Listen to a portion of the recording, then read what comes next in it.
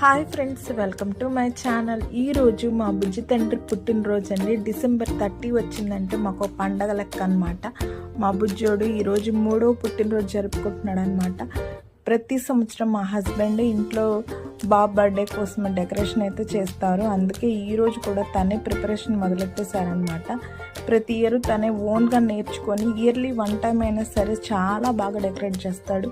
చాలా అంటే చాలా సూపర్గా వస్తుంది అనమాట. న్యూ ఇయర్కి 1 డే ముందు మాత్రమే మా బుజ్జుడు పుట్టడం జరిగిందండి. 1 డే కనుక ఆగుంటే ఖచ్చితంగా న్యూ ఇయర్ రోజే పుట్టేసి ఉండేవాడు అనమాట. మాకైతే నిజంగా చాలా చాలా హ్యాపీ అనమాట. డిసెంబర్ వచ్చిందంటే ఈ 30 డేస్ ఎప్పుడు డిసెంబర్ 30 వస్తుందా అని చెప్పేసి మేమే ఎదురు చూస్తాం. బాబుకి కావాల్సినవన్నీ ఈ మంత్లో అనమాట మేము అన్నీ ప్రిపేర్ చేసుకుంటాం అనమాట. ఏ డ్రెస్ తీసుకోవాలి, ఎలా ఏంటి, మా బుజ్జిగాడు యూనిక్గా ఉండాలని మేము చాలా ఆలోచిస్తామన్నమాట. చూడండి, మా బుజ్జిగాడు కోసం బ్యానర్ కూడా రెడీ చేసేసారు. సో డెకరేషన్ అనేది ఎలా వస్తుందో మీరైతే మీకు నచ్చితే ఖచ్చితంగా లైక్ అయితే.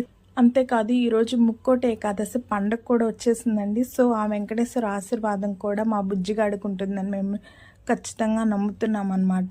అందుట్లో ఈరోజు పండగ రావడం అనేది నిజంగా చాలా చాలా అదృష్టము.